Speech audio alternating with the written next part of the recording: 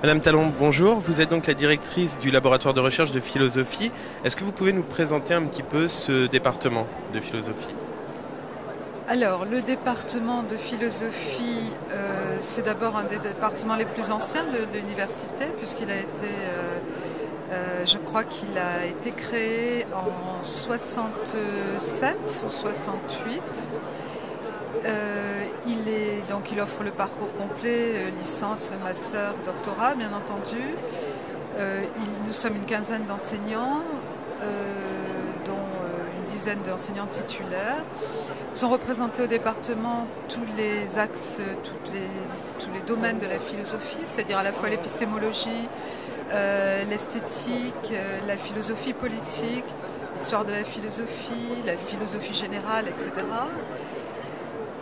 Que vous dire de plus sur le département? Peut-être rappeler son étroite collaboration avec le laboratoire de recherche que je dirige, qui s'appelle le Centre de recherche en histoire des idées, très précisément, dans lequel il y a essentiellement des philosophes, mais pas seulement, pas exclusivement. Il y a aussi des collègues qui viennent du département des arts, des collègues qui viennent du département d'allemand, du département d'anglais.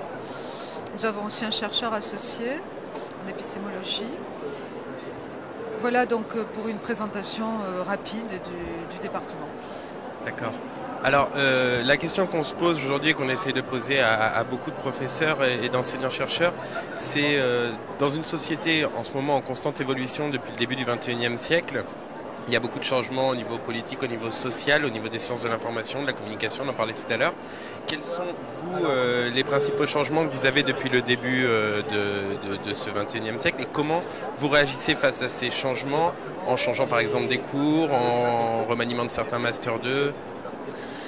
Alors, le cas du département de philosophie est un cas un peu particulier dans la mesure où nous sommes par nature un département réflexif, un département qui travaille justement la réflexion, l'analyse, etc. Alors, l'erreur serait de croire qu'on ne pratique ça qu'à propos des textes de philosophie, c'est-à-dire à partir des méditations métaphysiques de Descartes ou de la République de Platon ou de je ne sais trop quel texte de Sartre ou de Heidegger.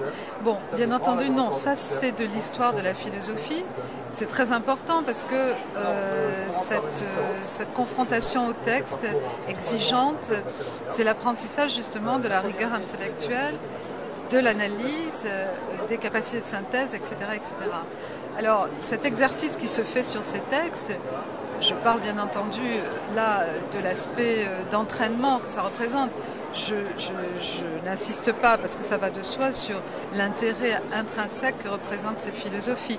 Mais le travail fait sur ces textes, le travail fait de réflexion fait sur des questions comme celles qui sont au programme dans les yeux, je ne sais pas, moi, on a une UE en première année sur les rapports de l'âme et du corps.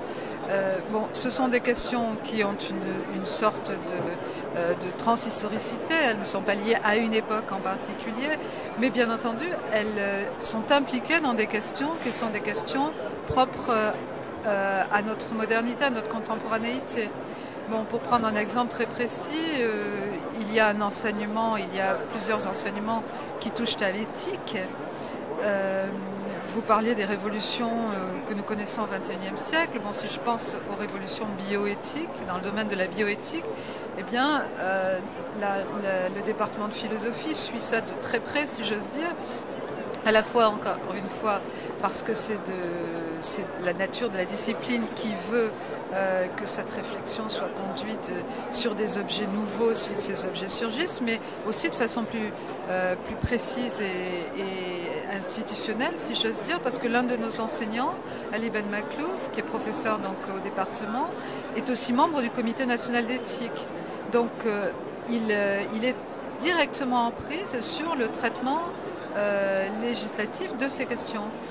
Et il va de soi que son enseignement bénéficie très largement de cette implication au Comité national d'éthique, puisqu'il peut rendre compte aux étudiants, il traite dans son cours très précisément deux questions relatives à, je sais pas moi, à la procréation médicalement assistée, au don d'organes, et il a des informations absolument de première main, et il est également il est parfaitement au fait de l'état de la réflexion juridique sur ces questions médicales, juridiques, etc. Voilà, c'est un exemple parmi d'autres. Si je prends un exemple en esthétique, puisque c'est davantage ma spécialité, il va de soi que les devenirs contemporains de l'art et tous ces aspects parfois polémiques, ou en tout cas qui déclenchent un certain nombre de polémiques dans les journaux, je les traite dans ma recherche. J'ai une partie de ma recherche qui porte sur les formes de transgression dans l'art d'aujourd'hui. Il va de soi que mon enseignement est directement en relation avec ces travaux de recherche. Donc il y a à la fois, comment dire, un enseignement qui tend à la pratique de la réflexion et donc qui est adaptable, si j'ose dire, à tous les questionnements nouveaux, mais pas seulement nouveaux. Il y a des questionnements qui sont des questionnements éternels. D'une part, et puis d'autre part, il y a par les spécialités de chacun de nous dans ce département une véritable irrigation de l'enseignement par la recherche. Voilà la manière dont je répondrai à cette question vaste. Merci beaucoup en tout cas pour votre participation.